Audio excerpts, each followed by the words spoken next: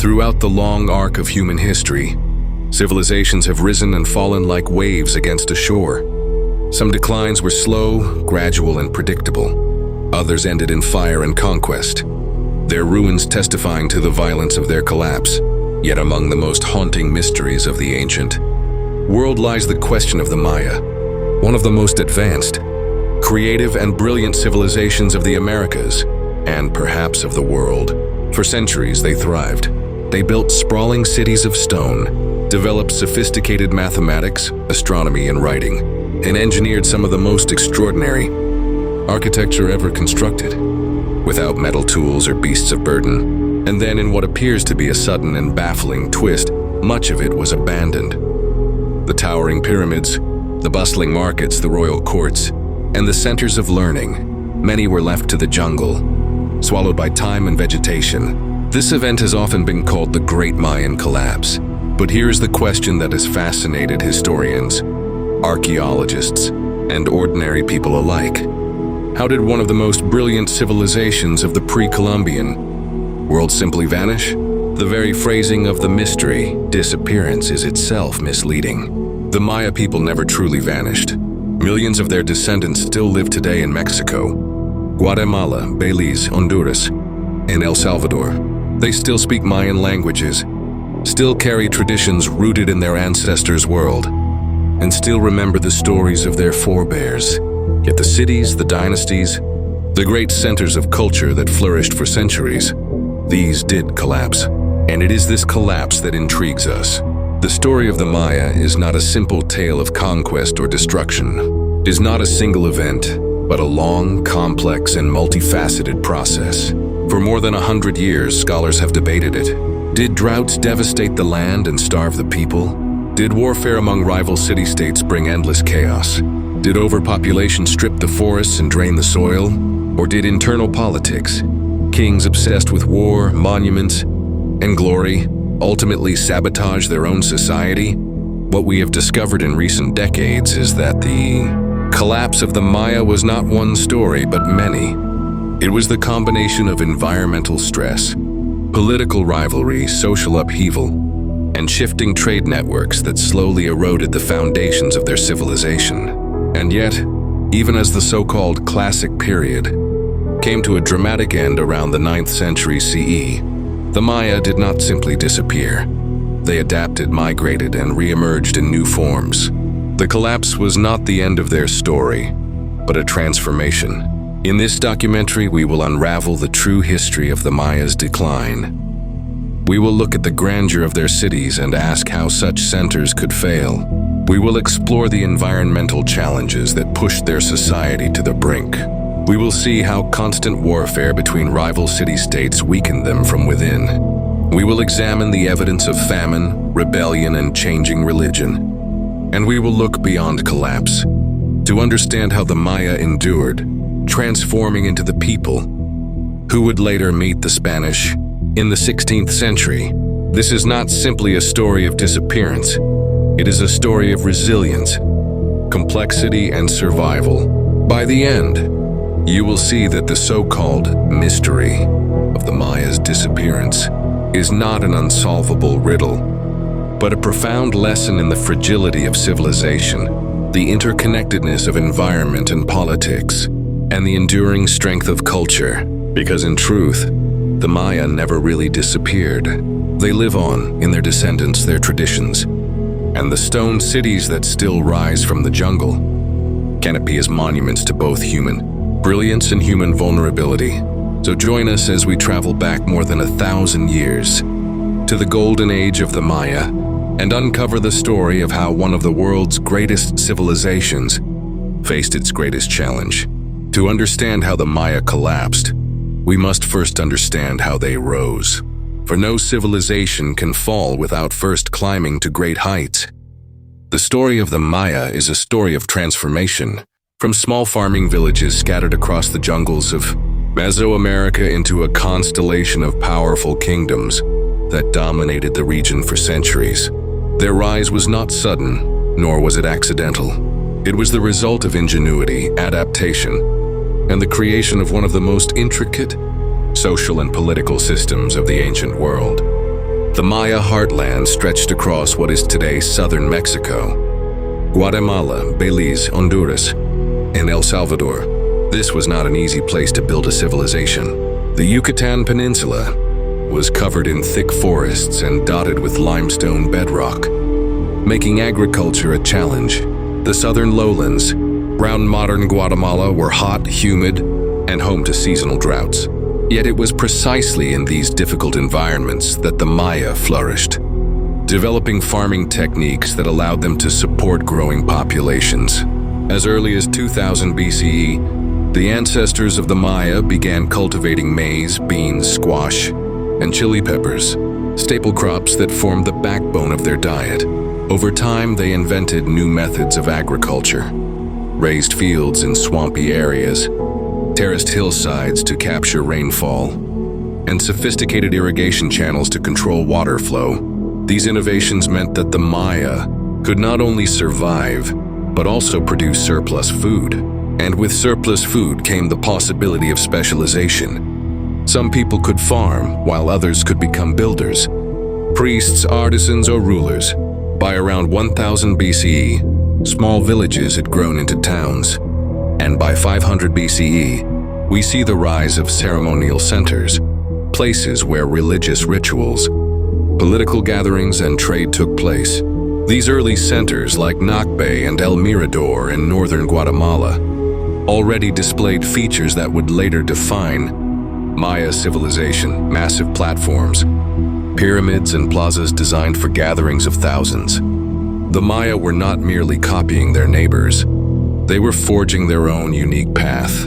Religion was central to this process. For the Maya, the world was alive with gods, spirits, and forces that governed every aspect of existence. Kings and priests became the intermediaries between the divine and the human, tasked with performing rituals to ensure fertility, rain, and cosmic balance. The architecture of Maya cities reflected this worldview. Towering pyramids reached toward the heavens. Ball courts symbolized the eternal struggle between life and death, and carved monuments recorded the sacred deeds of rulers.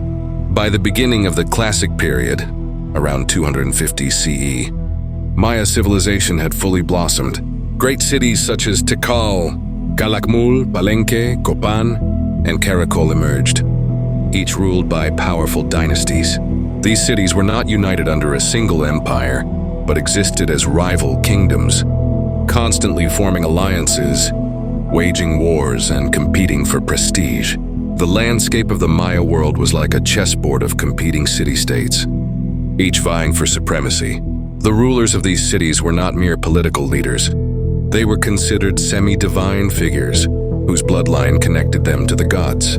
Their ability to wage war, capture prisoners, and sponsor monumental construction projects reinforced their legitimacy.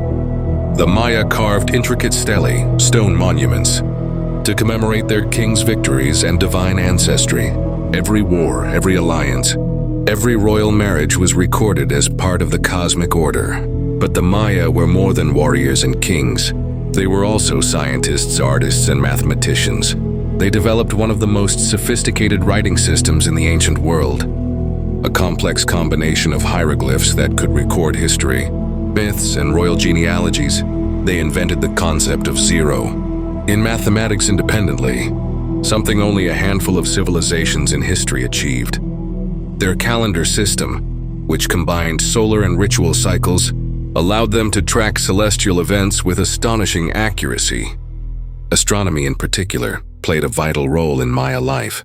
Priests observed the movements of the sun, moon, and planets from carefully aligned observatories.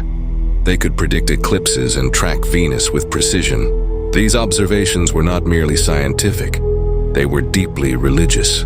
The stars and planets were seen as gods in motion, and their movements dictated the timing of wars, harvests, and ceremonies. The cities themselves were masterpieces of planning and engineering. At its height, Tikal boasted towering pyramids that rose above the jungle canopy.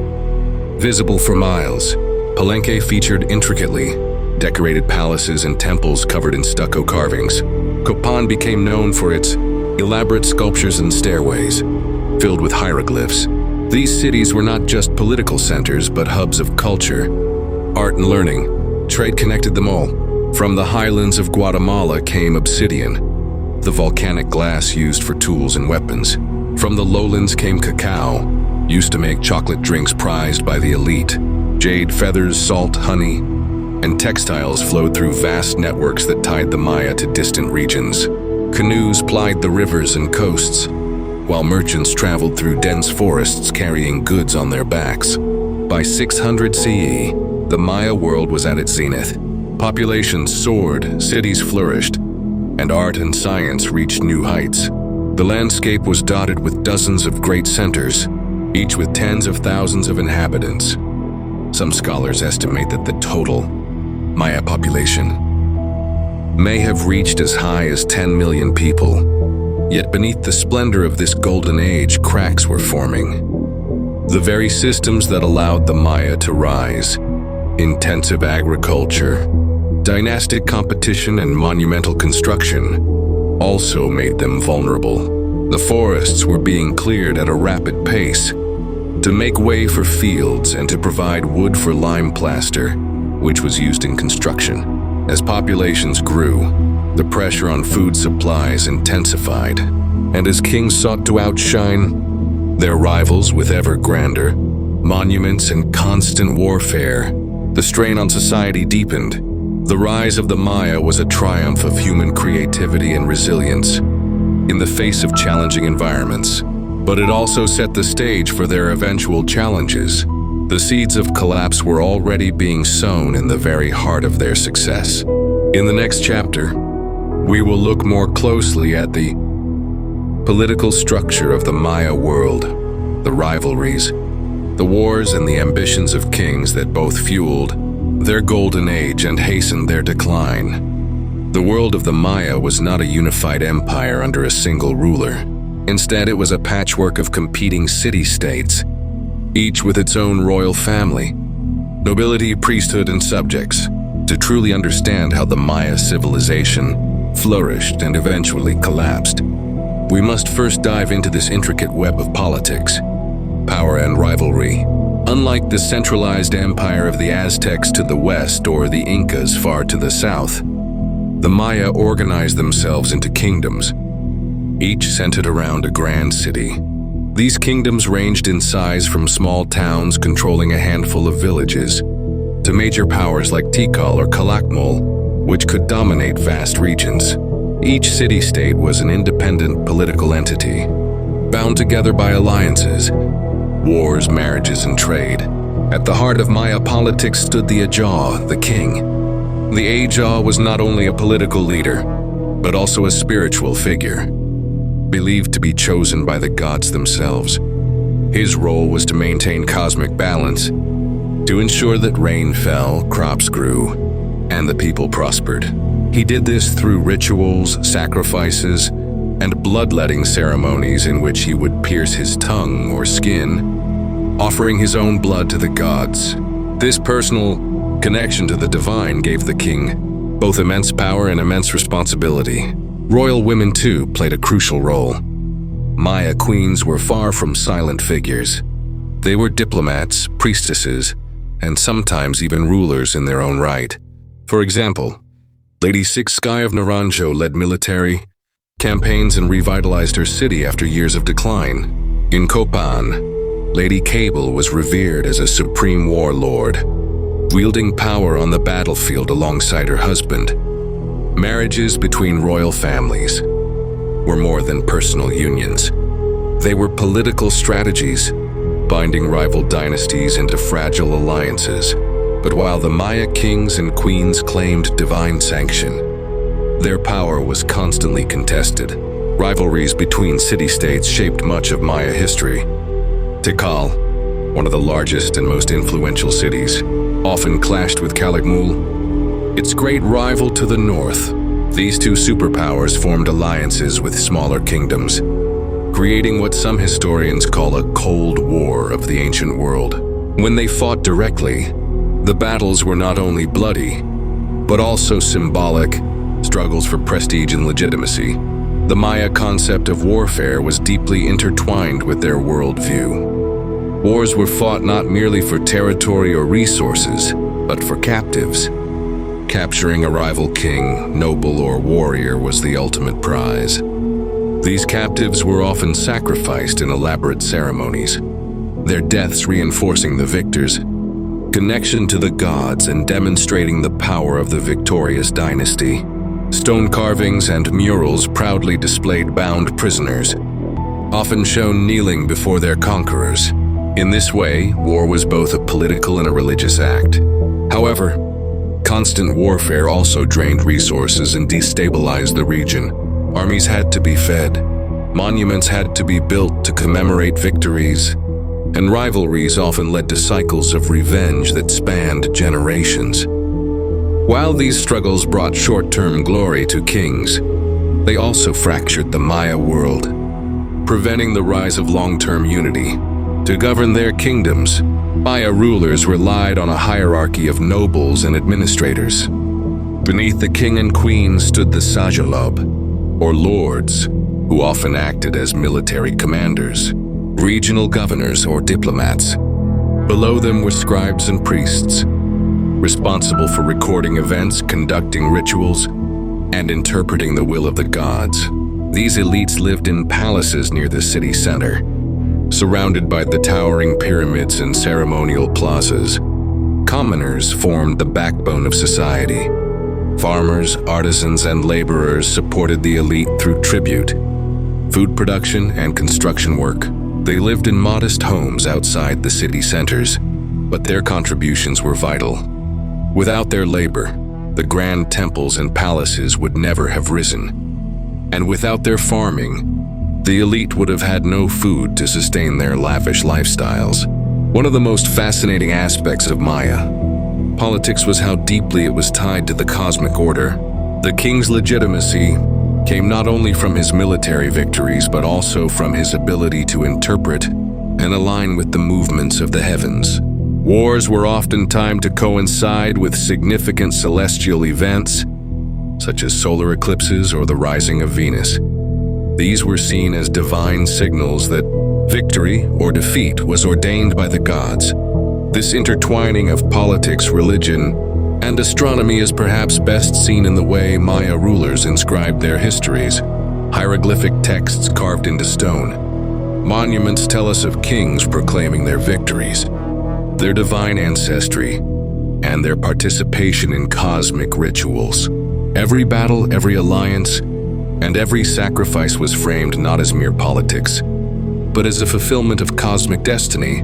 Yet, this political system carried within it the seeds of instability. Because power was so heavily tied to personal charisma and divine sanction, the death of a king could plunge a city into crisis. Succession disputes were common, and rival dynasties often seized the chance to strike during moments of weakness. Dynastic feuds sometimes led to civil wars, leaving cities vulnerable to outside enemies. Furthermore, the endless competition between city-states prevented long-term unity. While the Maya shared a common culture, language, and religion, they never formed a single empire. Instead, they existed as a network of rival kingdoms locked in cycles of alliance and conflict. This fragmented structure meant that when environmental and social stresses arose centuries later, there was no centralized authority to coordinate a collective response. Still, the Maya political system was incredibly resilient for centuries. Cities like Tikal and Calakmul rose and fell in dominance, but the civilization as a whole thrived. Their rivalries spurred innovation, new alliances, new forms of warfare, and new ways of displaying power through art and architecture. In many ways, the competition between Maya city-states fueled their cultural achievements, just as much as it foreshadowed their decline. As we look at the Maya political world, one theme emerges clearly. It was a civilization driven by ambition, rivalry, and the desire for eternal legacy. Kings and queens sought to inscribe their names in stone, to ensure that future generations would remember their power. Yet this relentless drive also made the system fragile. For every monument raised in glory, there was a rival plotting its downfall. In the next chapter, We will shift our focus from kings and queens to the everyday lives of the Maya people. For behind the grandeur of palaces and temples lay the millions of farmers, artisans, and laborers whose lives sustained the great civilization, and whose struggles often reveal the hidden costs of Maya greatness. When we picture the Maya, it is easy to focus only on towering temples, ornate carvings, and the dramatic lives of kings and queens. Yet beneath the grandeur of Maya civilization was the beating heart of ordinary people, the farmers who fed the cities, the artisans who crafted tools and ornaments, the traders who carried goods across jungles and rivers, and the families who built communities. Their lives, though less documented in stone monuments, were vital. Without them, the civilization we remember today could never have existed. The Maya world was overwhelmingly rural. The majority of people lived in small villages and farming communities scattered around the ceremonial centers. These households were typically clusters of thatched roof, houses built from wood and mud, grouped around a courtyard where families cooked, ate, and worked together. Life revolved around kinship, and extended families often lived side by side, sharing labor and resources. At the core of Maya life was maize, or corn. To the Maya, maize was not just food, it was life itself. Their mythology told that humans were created from corn by the gods, and so every harvest carried sacred meaning. Along with maize, beans, squash, and chili peppers formed the basis of their diet, creating what we now call the three sisters of Mesoamerican agriculture. Together, these crops provided balanced nutrition, while cacao, avocados, and tropical fruits added variety. Farming, however, was not easy in the Maya lowlands. Dense forests and thin rocky soils meant that agriculture required ingenuity. The Maya practiced several farming techniques: slash and burn, where forests were cleared and burned to enrich the soil temporarily; terracing, to create flat fields on hillsides, and raised fields in swampy areas, where canals provided water and nutrients. These innovations allowed the Maya to sustain large populations, even in challenging environments. Yet farming was hard labor. Men and women both participated in planting and harvesting, and children often helped tend fields from a young age. Work began at sunrise and continued until dusk, with farmers using stone and wooden tools rather than metal. Life was deeply seasonal, with rituals and festivals tied to the agricultural calendar. A bad harvest could mean famine, and in such times, farmers bore the heaviest burden, often taxed or forced to provide tribute to sustain city elites even as their own families struggled. Beyond agriculture, artisans formed the backbone of Maya cities. Potters, weavers, stone carvers, and jewelers were highly skilled, producing items not only for daily use, but also for the rituals and luxury of the nobility. Pottery was especially important, used for cooking, storage, and ceremonial purposes. The Maya developed distinctive painted ceramics decorated with glyphs, mythological scenes, and portraits of rulers. Weavers created intricate textiles from cotton and henequen fibers. Clothing was an important marker of status. While commoners wore simple tunics or skirts, nobles adorned themselves with embroidered garments, feathered cloaks, and elaborate headdresses. Jade was among the most prized materials. Green jade beads, pendants, and masks were symbols of wealth and spirituality, often buried with the dead. Artisans often lived near city centers, working under the patronage of nobles. Their creations were not merely functional, they carried spiritual meaning. A jade necklace could symbolize life and fertility, while a ceramic vessel painted with glyphs could preserve a ruler's legacy for eternity. Through their craft, artisans shaped how the Maya expressed identity, belief, and power. Trade connected these artisans and farmers to a broader world. The Maya were part of a vast network of exchange that stretched across Mesoamerica. Traders carried cacao beans, used as currency, salt, obsidian blades, jade, feathers, shells, and crafted goods across hundreds of miles. Canoes plied rivers and coastlines, while jungle paths linked city-states to one another. Markets were bustling centers of life, where commoners mingled with nobles, exchanging food, tools, and luxury items. But while trade and craft brought opportunity, daily life for most Maya was filled with obligation. Commoners owed tribute to their rulers, often in the form of food, textiles, or labor. They were required to help construct temples, plazas, and palaces, projects that demanded immense manpower. The grand pyramids we marvel at today were built stone by thousands of ordinary workers who received little recognition for their efforts. Religion, however, gave meaning to this hard life.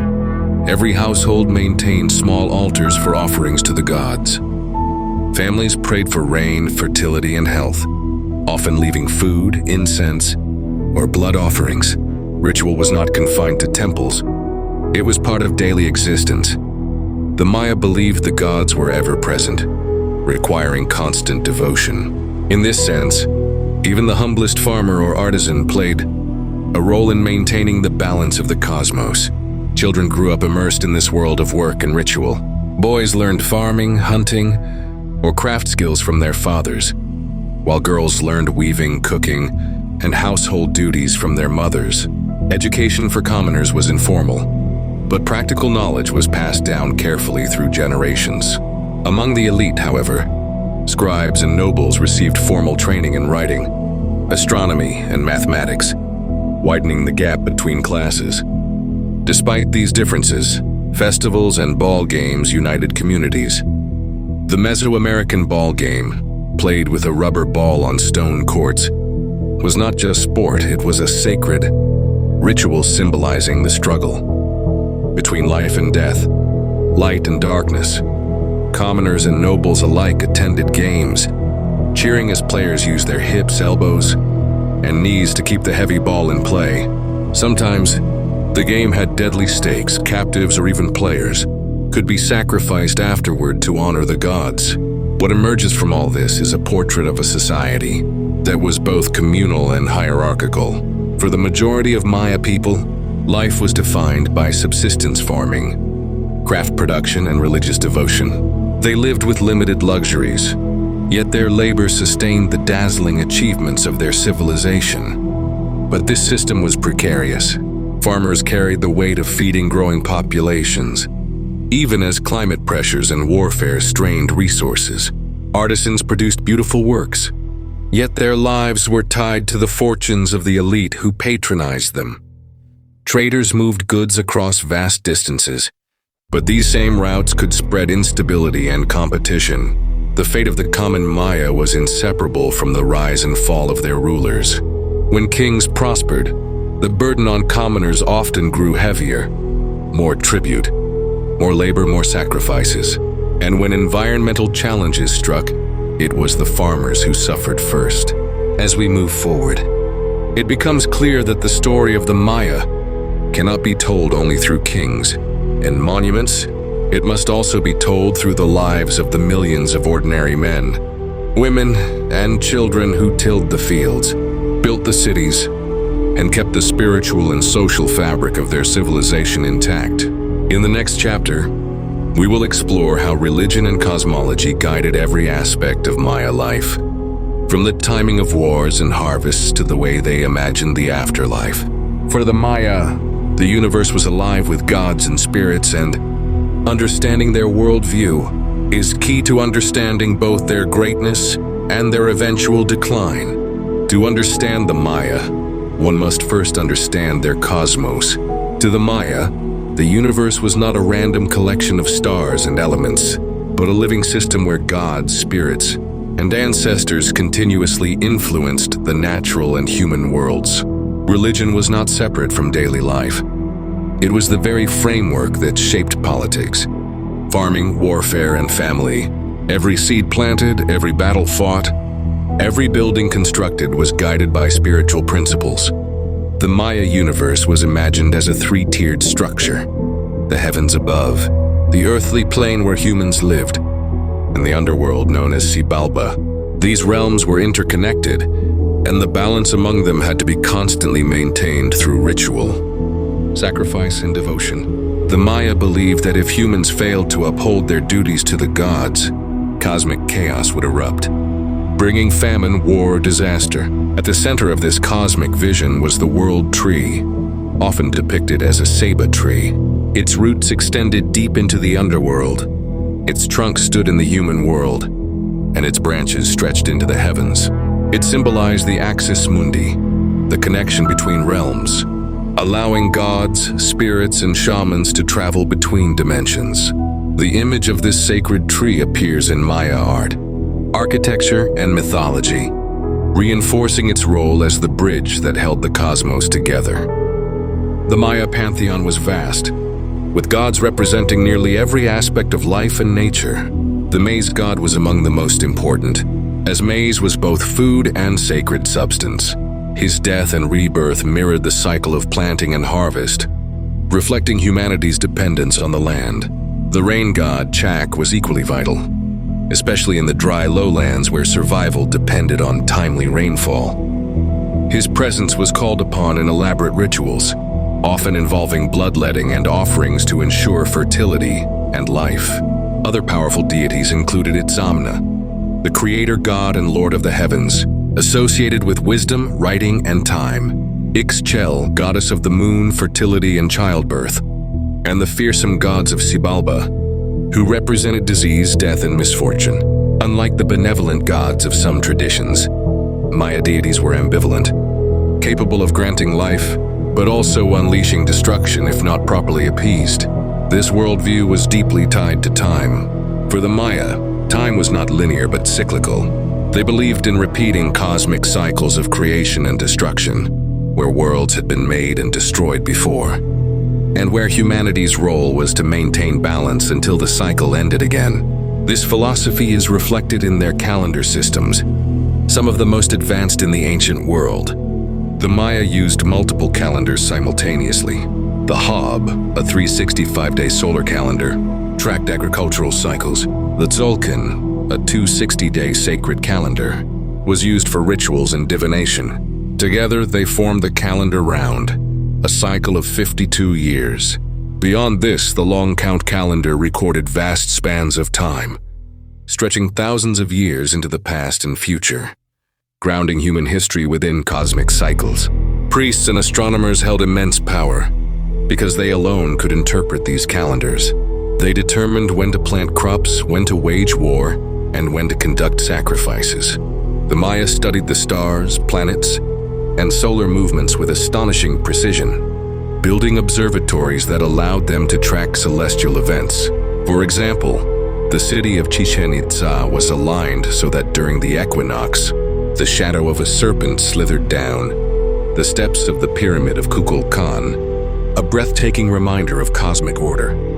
Ritual was the most visible expression of this cosmic devotion. For the Maya, sacrifice was not merely symbolic, it was necessary.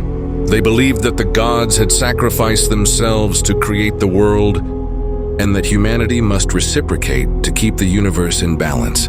Blood was the most sacred offering, as it contained life force. Kings, queens, and nobles performed bloodletting rituals, piercing their tongues, ears, or genitals and offering the blood to the gods.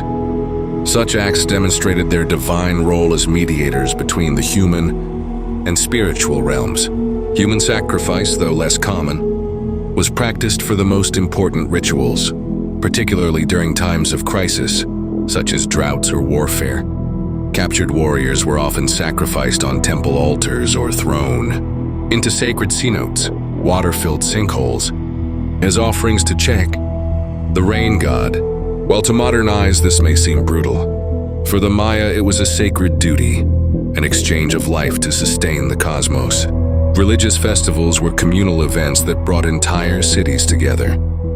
Music, dance, costumes, and elaborate performances dramatized mythological stories, reinforcing shared beliefs. The ball game, as discussed earlier, was itself a sacred ritual, symbolizing cosmic struggles between life and death, light and darkness.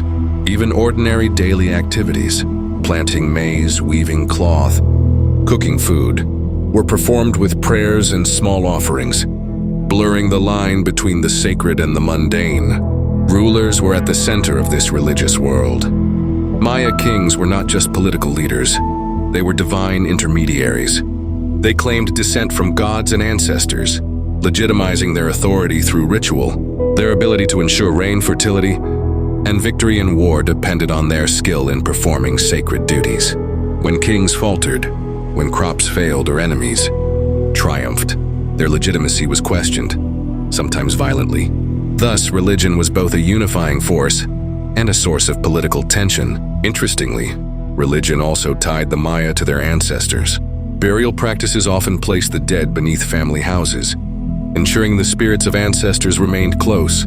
Ancestors were thought to influence the living, and rituals frequently called upon their guidance and protection. In this way, every Maya household was a sacred space, where the past and present coexisted. The Maya cosmos, with its complexity and spiritual depth, provided meaning and structure to life, but it also created vulnerabilities.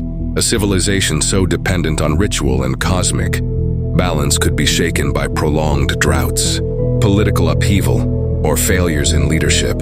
If kings failed to deliver rain or protect crops, the people saw it as a spiritual crisis, not just a practical one. Such failures would contribute to the unraveling of Maya cities during the Great Collapse. Still, the resilience of Maya religion cannot be overstated.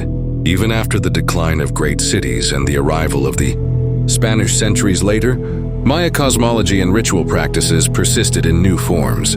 Today, many Maya communities in Mexico and Central America still practice traditions rooted in this ancient worldview. Blending them with Catholic influences, the Maya cosmos was not only a way of seeing the world, it was a way of living within it. It demanded constant devotion, but it also gave people a sense of purpose, belonging, and connection to forces greater than themselves. In the next chapter, we will explore the challenges and conflicts that began to destabilize Maya civilization, how rivalries, warfare, and shifting alliances shaped both their rise and their eventual decline. To grasp how the Maya civilization rose to its height and eventually unraveled, we must understand the political system that defined their world. Unlike the vast empires of Rome, Egypt, or later the Aztecs, the Maya never formed a single unified state. Instead, their world was a mosaic of city-states, each ruled by its own king, noble family, and court of priests, scribes, and warriors. These centers, Tikal, Calakmul, Copan, Palenque, and many others, were simultaneously centers of culture and battlegrounds of rivalry. Every Maya city was a kingdom in miniature, with its own dynasties, traditions, and gods. The ruler, known as the Kuhul Ajau, Holy Lord, was both a political and spiritual leader. His role was not merely to govern, but to embody divine authority. Kings were believed to be chosen by the gods, descendants of sacred ancestors, and mediators between the human and spiritual worlds. This divine kingship gave them legitimacy, but it also burdened them with immense responsibility. A king's foremost duty was to ensure the prosperity of his people. This meant securing fertile land, overseeing monumental construction, and most importantly, winning wars. Victories brought prestige, tribute, and captives for sacrifice. Defeats, however, could undermine the ruler's legitimacy, erode loyalty, and invite rebellion. Thus, Maya politics revolved around cycles of conflict, alliances, betrayals, and shifting balances of power, rivalries of the great powers. Two of the most powerful Maya cities were Tikal in present-day Guatemala and Calakmul in Mexico. Their rivalry spanned centuries and shaped the political map of the Maya lowlands. Tikal, known for its towering pyramids and massive population, rose early as a dominant force. But Calakmul, allied with numerous smaller cities, challenged Tikal's supremacy. The struggle between these two superpowers was not simply about territory, it was about prestige. Each sought to expand its sphere of influence, forging alliances with neighboring cities through marriage, diplomacy, and war. Battles were fought not only with weapons, but also with symbols. When a king captured another, the act was often recorded in stone stelae, immortalizing the moment of humiliation for the defeated. One of the most famous events in this rivalry occurred in 562 CE, when Calakmul and its allies delivered a crushing defeat to Tikal, initiating a period known as the hiatus. For more than a century, Tikal's power waned, its monuments ceased, and its rivals flourished. Yet centuries later, Tikal rebounded, reclaiming dominance and building some of the most iconic structures of the Maya world. War as ritual and politics. Maya warfare was unlike the massive battles of later civilizations. While armies numbered in the thousands, the primary objective was not the destruction of cities, but the capture of high-ranking individuals, especially enemy kings and nobles. Captives were paraded, humiliated, and often sacrificed in elaborate ceremonies. Such victories reinforced the divine legitimacy of the victor and symbolized cosmic triumph over chaos. Weapons included obsidian blades, spears, atlatls, spear throwers, and bows. Warriors often wore elaborate costumes, with jaguar pelts, feathered headdresses, and painted bodies that transformed them into embodiments of gods or spirits. The battlefield was as much a stage for religious drama as it was a contest of power. Yet warfare also had devastating consequences. Cities that lost too many battles risked rebellion, loss of tribute, or abandonment. Over time, the near-constant cycle of warfare drained resources, destabilized trade networks, and contributed to the weakening of many city-states. Court life and nobility. Beneath the king was a class of nobles who served as administrators, priests, and generals. They managed tribute, oversaw rituals, and advised the ruler. Nobility was inherited, and noble families held significant wealth and influence. However, they were also dependent on the king's ability to maintain stability. Royal courts were centers of culture, where scribes recorded histories, artists produced stunning murals and pottery, and astronomers tracked the heavens. Court ceremonies often blended politics and religion. Marriages forged alliances, bloodletting rituals displayed devotion, and grand feasts reinforced loyalty. One of the best preserved insights into Maya court life comes from the murals at Bonampak, which depict scenes of musicians, dancers, warriors, and rulers in vivid detail. These murals show the spectacle of Maya politics, a world where art, war, and ritual merged into a grand performance of power. The fragility of kingship. Despite the grandeur of kingship, it was also fragile. A ruler's power depended on his ability to deliver rain, fertility, and victory. When droughts struck or crops failed, people questioned whether their king had lost divine favor. Similarly, repeated defeats in war could shatter confidence in a dynasty. Rebellions were not uncommon. Cities sometimes overthrew their rulers. Nobles challenged dynastic lines, and rival cities exploited internal strife. This instability was amplified by the decentralized nature of Maya politics. There was no single emperor to enforce order, no overarching authority to unite the region. The very system that allowed creativity and diversity also left the Maya world vulnerable to fragmentation, cultural achievements amid rivalries. Yet even in the midst of political rivalries and wars, the Maya achieved extraordinary cultural feats. Kings sponsored the construction of towering pyramids, temples and palaces that still inspire awe today. They commissioned stelae, stone monuments, inscribed with hieroglyphs that recorded victories, alliances, and dynastic histories. These monuments were both propaganda and sacred testimony, ensuring that the deeds of rulers lived on for centuries. Trade also flourished under the patronage of kings. Despite rivalries, cities exchanged goods across vast distances. Jade from Guatemala, obsidian from central Mexico, cacao from the lowlands, and quetzal feathers from highland forests. These exchanges not only enriched rulers but also tied the Maya world into a network of economic and cultural connections toward decline. Yet beneath the surface of grandeur, cracks were forming. As wars became more frequent and drought struck the land, the responsibilities of kings grew heavier. Some dynasties collapsed, monuments ceased to be built, and once great cities began to falter. The very system of divine kingship, which had sustained the Maya for centuries, now became a source of vulnerability. The fragility of Maya politics was a key factor in their eventual decline. When kings failed, so too did the cities they ruled.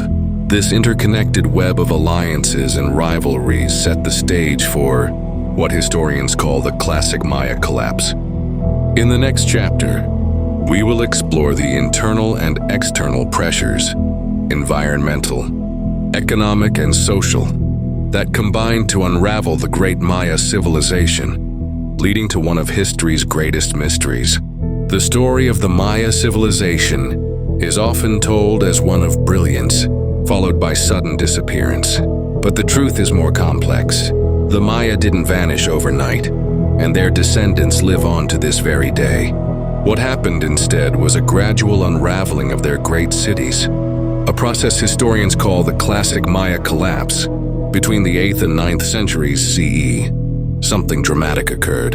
Across the southern lowlands, home to magnificent cities like Tikal, Copan, Palenque, and Calakmul, construction halted, monuments ceased to be carved, and populations abandoned once thriving centers.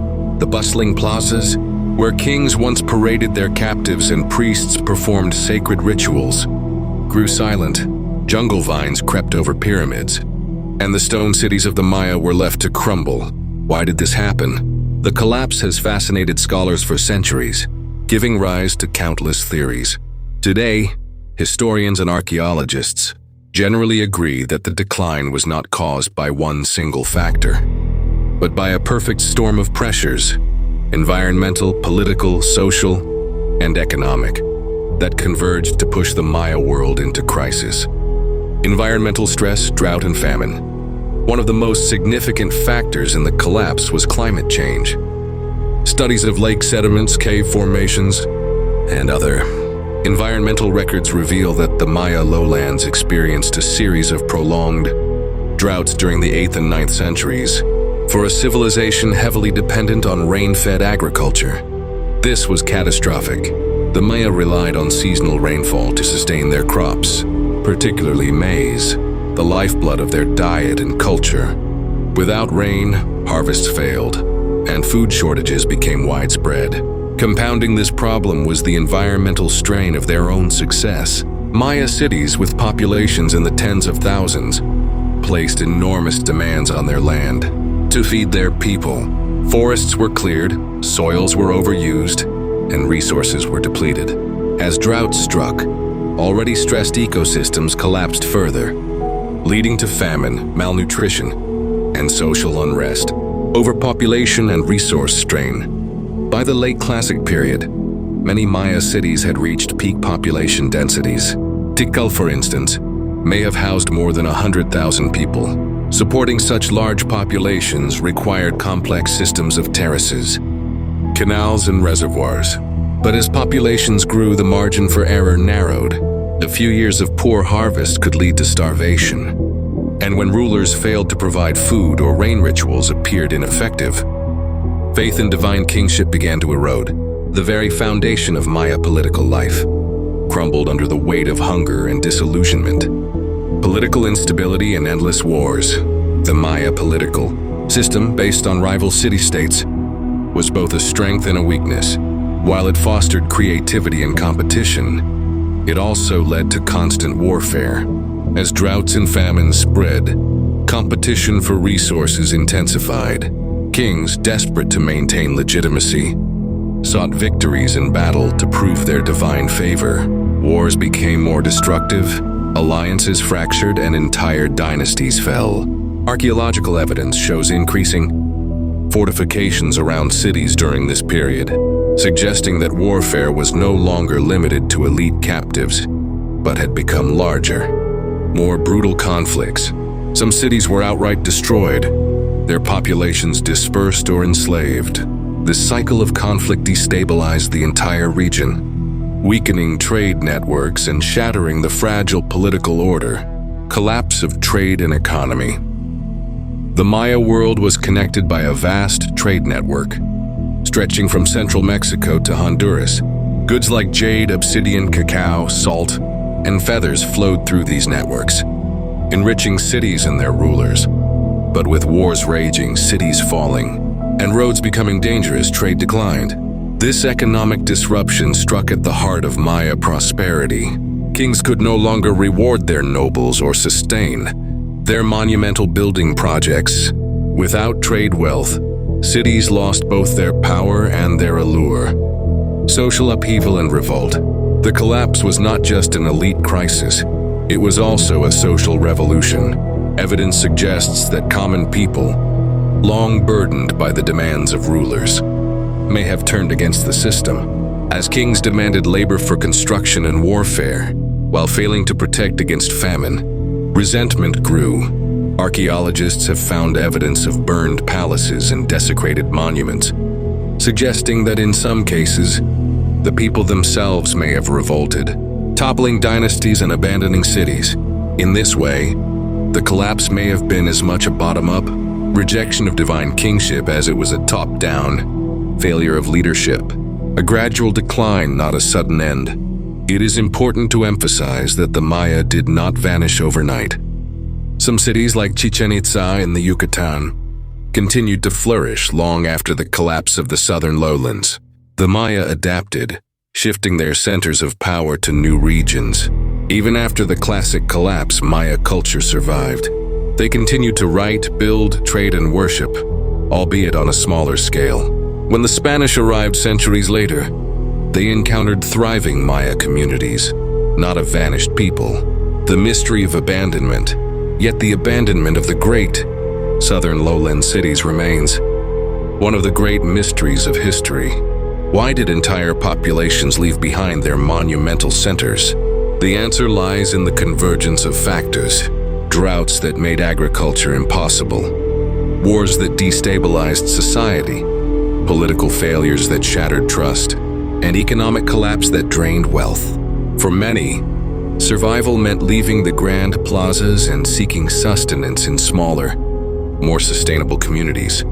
The silence that fell over cities like Tikal and Copan was not the silence of extinction, but of transformation. The Maya way of life shifted, adapting to new realities. But the grandeur of the classic era, its kings, its pyramids, its dynasties, was gone. Lessons from collapse. The Maya collapse is more than a historical curiosity. It offers a cautionary tale about the fragility of complex societies. When environmental stress, political rivalry, and economic disruption converge, even the most brilliant civilizations can falter. In many ways, the Maya were victims of their own success, their population growth.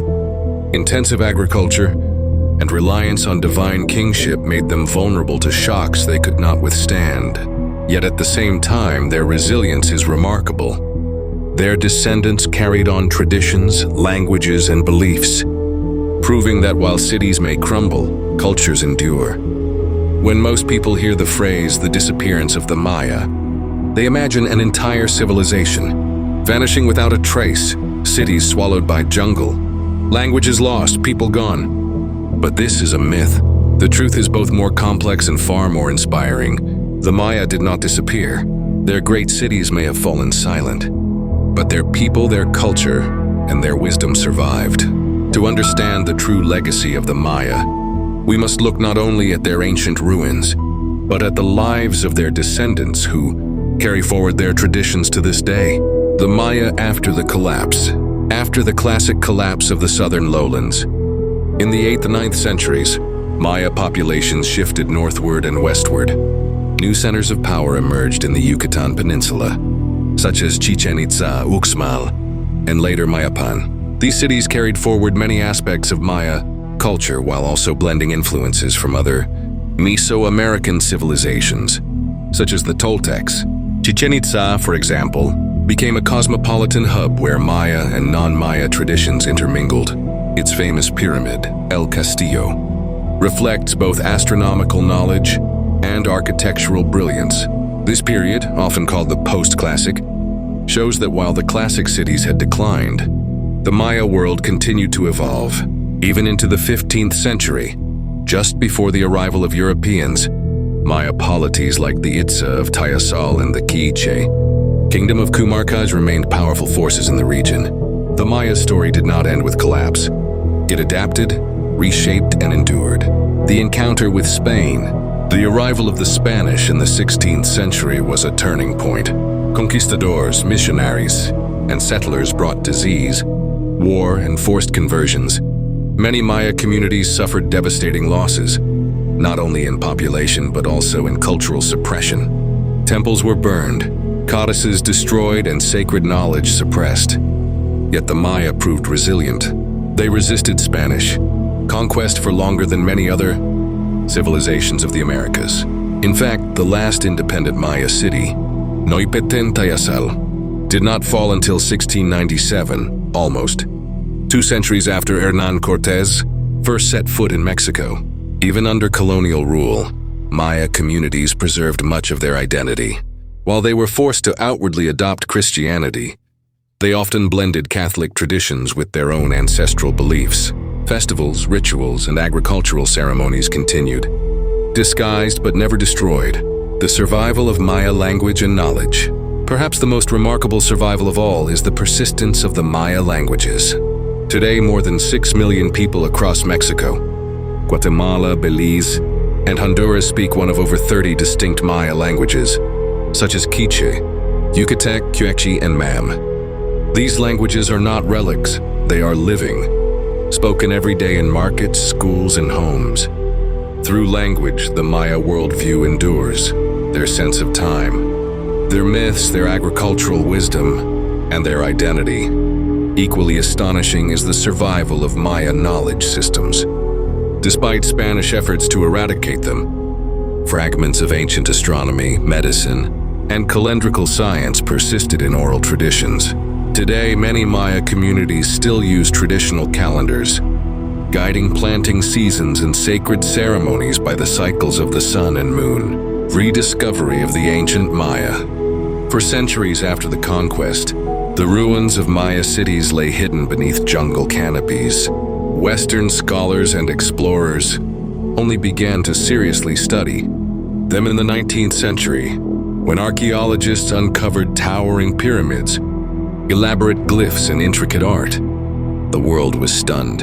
At first, many dismissed the Maya as a mystery people who had somehow vanished. The complexity of their writing system was underestimated, and their achievements were overshadowed by stereotypes.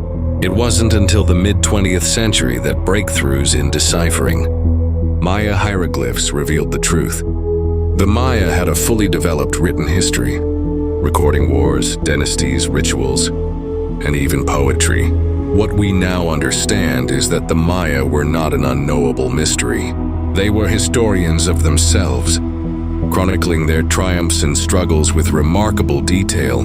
The Maya in the modern world.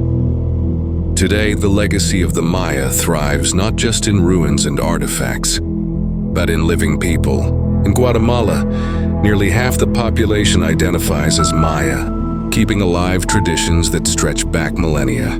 Traditional weaving, marked by brilliant colors and patterns, encodes ancient symbols and cosmology. Agricultural techniques, such as the cultivation of maize, beans, and squash, continue much as they did in ancient times. Maya rituals, whether conducted in Catholic churches, at mountain shrines, or at ancient temple sites, remain central to community life. Shamans, known as Ajkiji, still read the 260-day ritual calendar, guiding spiritual and agricultural decisions. At the same time, Maya communities face challenges. Poverty, discrimination, and displacement have long threatened their way of life. Yet many Maya activists and leaders are reclaiming their heritage, fighting for cultural rights, land, and recognition. The very act of speaking a Maya language, wearing traditional clothing, or practicing ancient ceremonies is today both an act of survival and resistance. The Maya legacy for the world.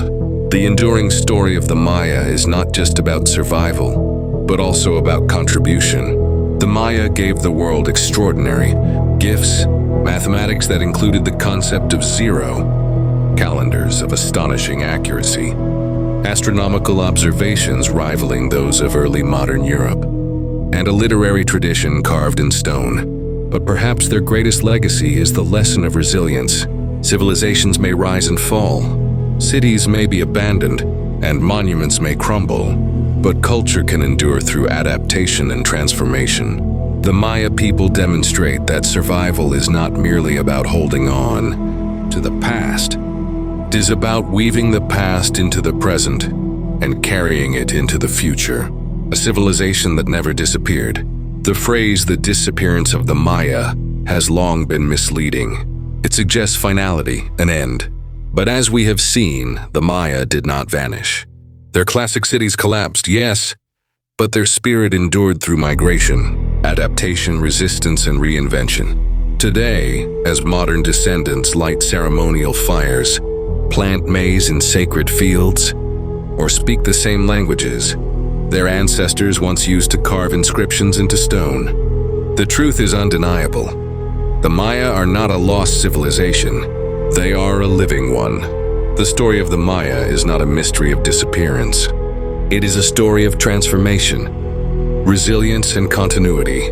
Their civilization was one of the greatest achievements of the ancient world, and their people remain among the most vibrant indigenous cultures today. The pyramids of Tikal may be ruins, but the Maya heart still beats. As we reach the conclusion of this journey into the world of the ancient Maya, one truth becomes unmistakably clear. The story of the Maya is not one of disappearance, but of transformation. It is not the tale of a civilization lost to time, but of a people who endured conquest, collapse, and colonization, yet continue to survive and still live among us today. For centuries, the narrative told in classrooms and popular culture was simple and dramatic. The Maya built a glorious civilization of towering pyramids, celestial observatories, and intricate writing, and then, one day, they mysteriously vanished. This idea captivated imaginations, inspiring explorers, scholars, and even filmmakers. But as archaeology, anthropology, and indigenous voices have revealed, this version of history is incomplete. The Maya did not vanish. Their culture and identity were never extinguished.